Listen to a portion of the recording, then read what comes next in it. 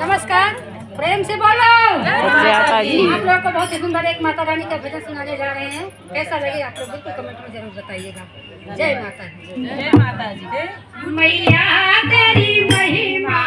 है निराली, मैया तेरी महिमा है निराली, मैया तेरी महिमा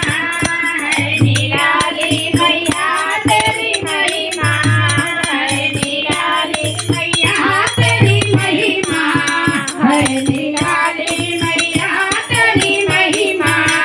है निराली, मैया तेरी महिमा है निराली, मैया तेरी महिमा है निराली, मैया तेरे मंदिर में ज्योति जले हो, मैया तेरे मंदिर में हो,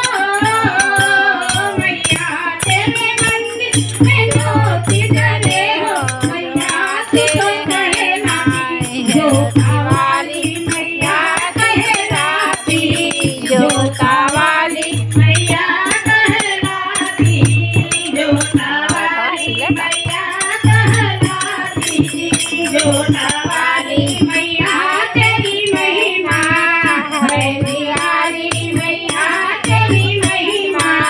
है निराली, मैया तेरी महिमा है निराली, मैया तेरी महिमा है निराली, मैया तू तो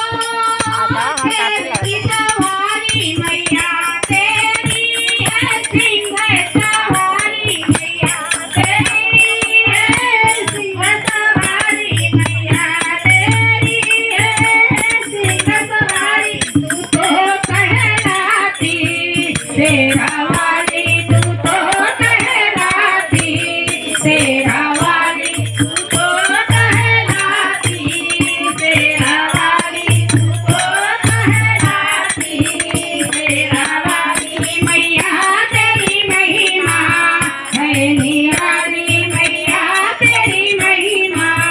है निराली, मैया तेरी महिमा है निराली, मैया तेरी महिमा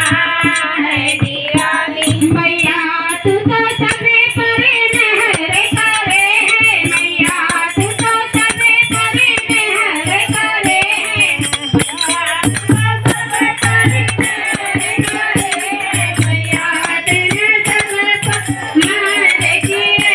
तू तो कहलाती मेहरा वाली, तू तो कहलाती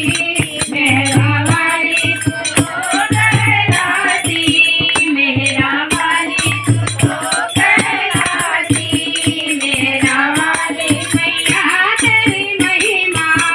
है निराली, मैया तेरी महिमा है निराली, मैया तेरी महिमा है निराली, मैया तेरी महिमा है निराली, मैया तेरा लाल चोला, मैया तेरा लाल चोला, मैया तू तो कहती चोला वाली, मैया तू तो कहती चोला वाली, मैया तू तो कहती चोला वाली, मैया तू तो कहती चोला वाली, मैया कहलाती चोला वाली, मैया कहलाती चोला वाली, मैया कहलाती चोला वाली, मैया कहलाती चोला वाली, मैया तेरी महिमा है निराली, मैया तेरी महिमा है निराली, मैया तेरी महिमा है निराली, मैया तेरी महिमा है निराली, है निराली माँ है निराली, है निराली माँ है निराली, मैया तेरी महिमा है निराली,